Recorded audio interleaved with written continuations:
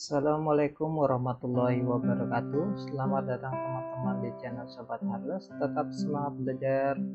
Semoga channel ini bermanfaat untuk teman-teman semuanya. Namun sebelum kita mulai, jangan lupa klik subscribe dan tombol lonceng agar teman-teman bisa mendapatkan notifikasi update terbaru dari channel Sobat Harles. Oke, pada pertemuan 4 ini kita akan membahas terlebih dahulu sistem formasi manufaktur, kemudian dilanjutkan lagi dengan sistem formasi pemasaran.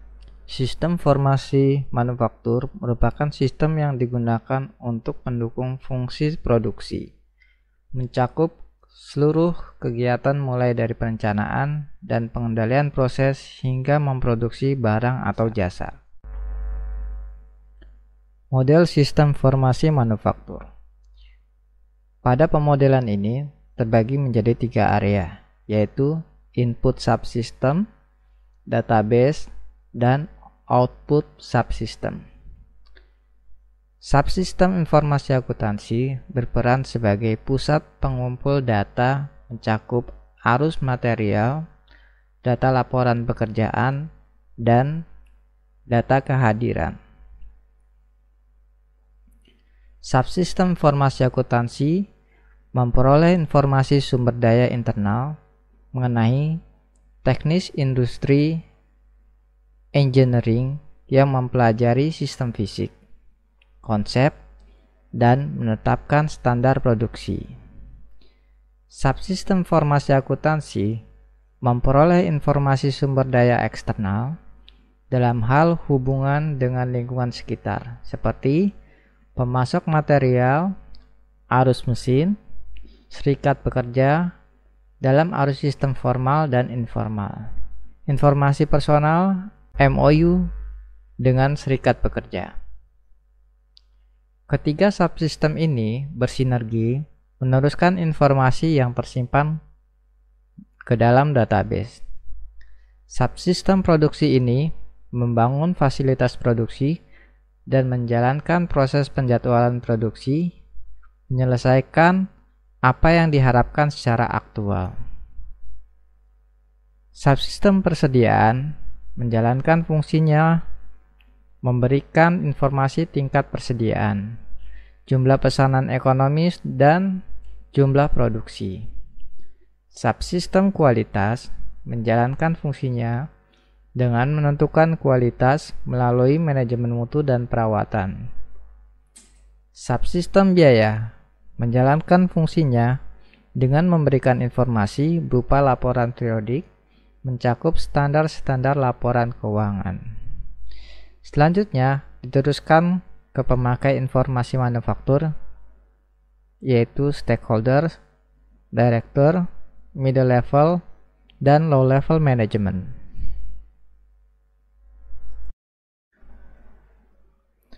ROP atau Reorder Point merupakan suatu sistem yang mendasarkan keputusan berdasarkan pada titik pemesanan kembali dengan menunggu hingga total jenis barang mencapai tingkat tertentu dan kemudian memicu pesanan kembali atau proses produksi.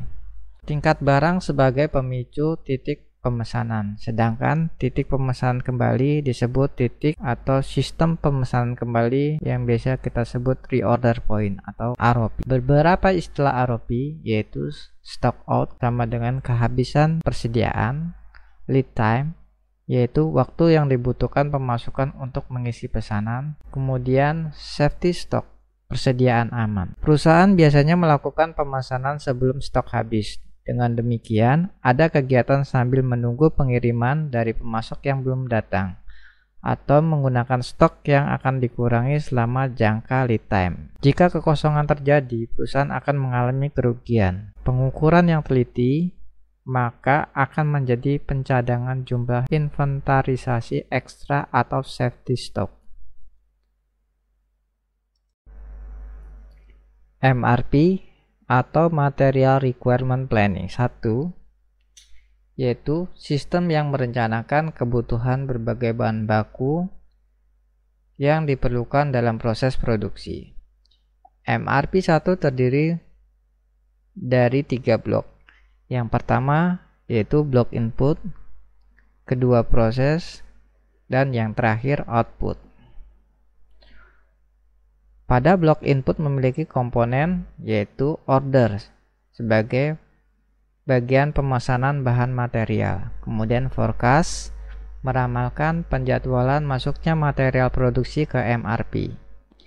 Bill of material adalah produk akhir yang terdiri dari daftar item, bahan, atau material yang dibutuhkan untuk merakit, mencampur, atau memproduksi produk akhir masuk ke dalam proses MRP. Inventory memberikan informasi tingkat persediaan, jumlah pesanan ekonomis, dan jumlah produksi. Blok proses MRP1 ini merencanakan berbagai kebutuhan material yang diperlukan dalam proses produksi. Blok output yaitu terdiri dari purchase order atau PO adalah dokumen yang dibuat oleh pembeli untuk menunjukkan barang yang diinginkan atau barang yang mereka beli dari pihak penjual. Material plan berperan merencanakan kebutuhan bahan baku terhadap tahap selanjutnya. Work order di sini maksudnya artinya perintah kerja.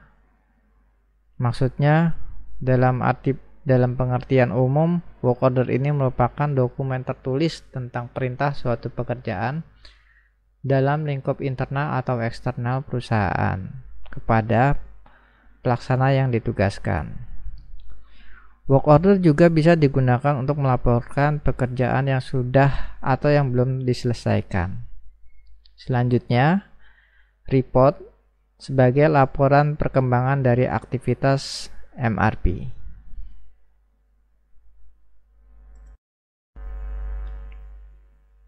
MRP2 atau Material Resource Planning, suatu sistem yang memadukan dengan penjadwalan produksi dan operasional. Sistem ini hanya memperkerjakan mesin secara efektif. MRP2 menyediakan koordinasi antara pemasaran dan produksi.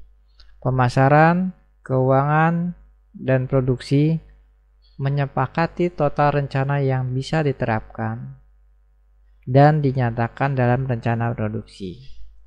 Pemasaran dan produksi harus bekerja sama secara mingguan dan harian untuk menyesuaikan rencana dengan perubahan yang terjadi.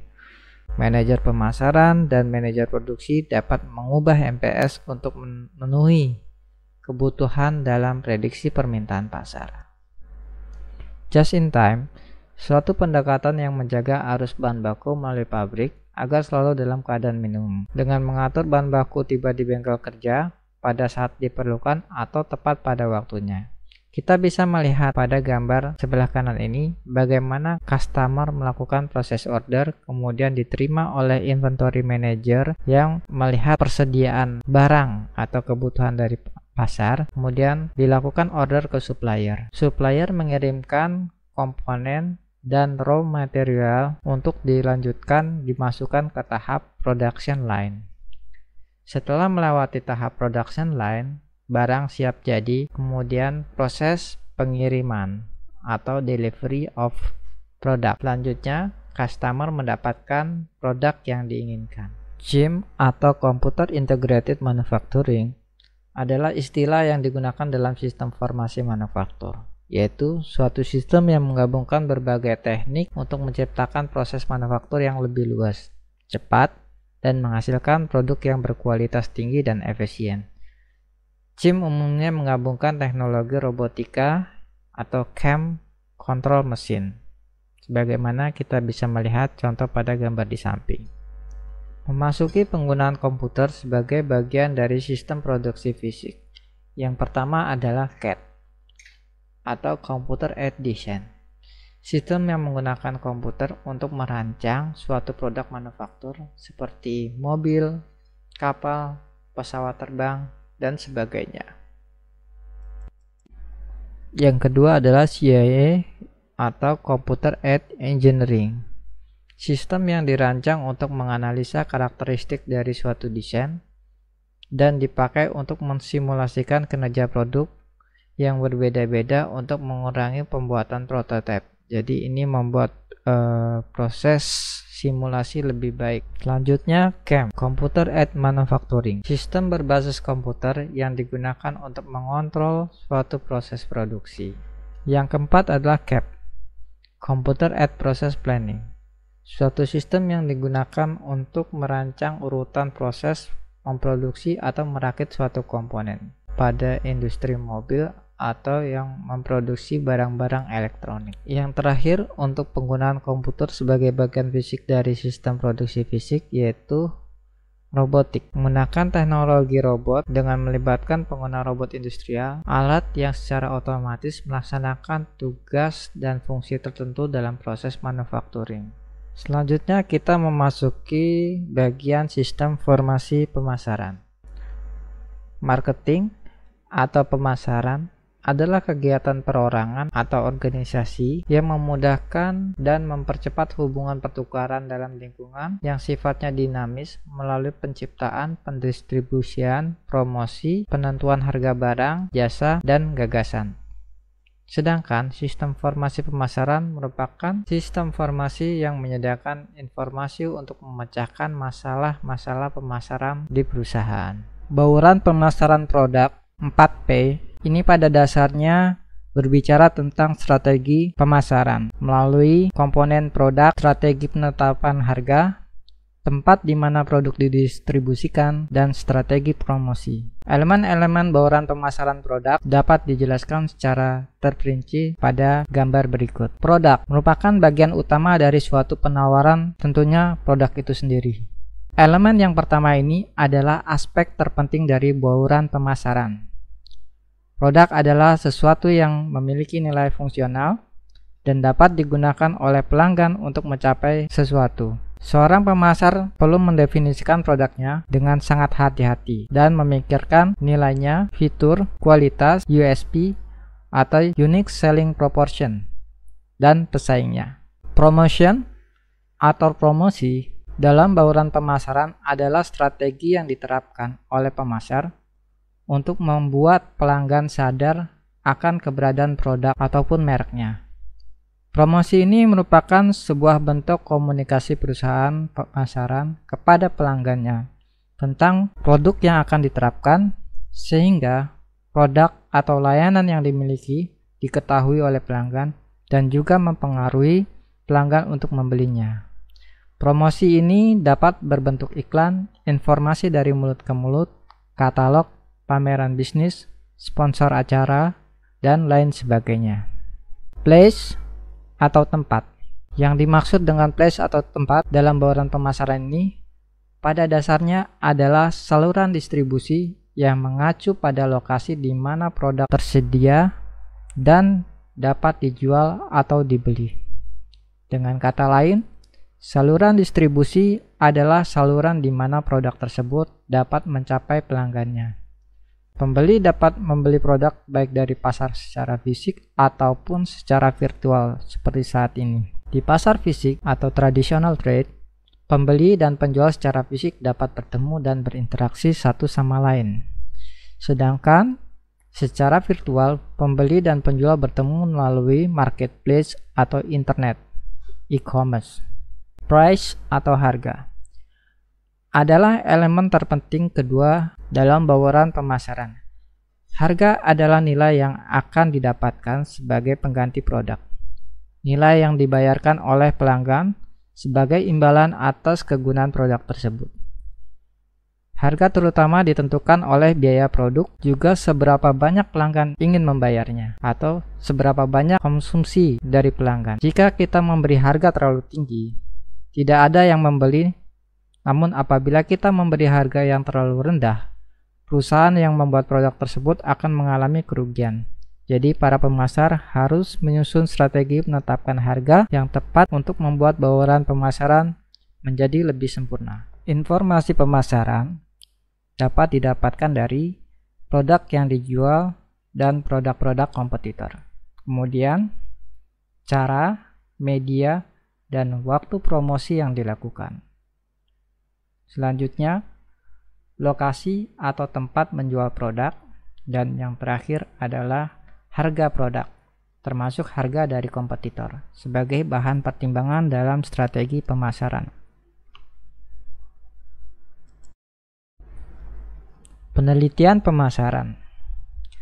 Penelitian ini khususnya untuk mengenai operasi pemasaran dengan tujuan mempelajari kebutuhan konsumen dan meningkatkan efisiensi pemasaran melalui online news, forum, blog, spreadsheet, social network, tweet, classified, kemudian review site, dikumpulkan semua dalam satu tempat, yaitu proses collecting.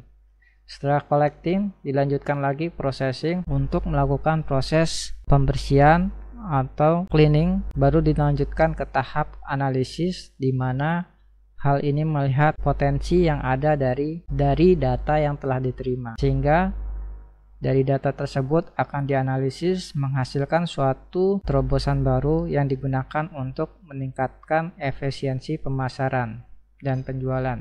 Pengumpulan data dibagi menjadi dua, yaitu melalui data primer dan data sekunder.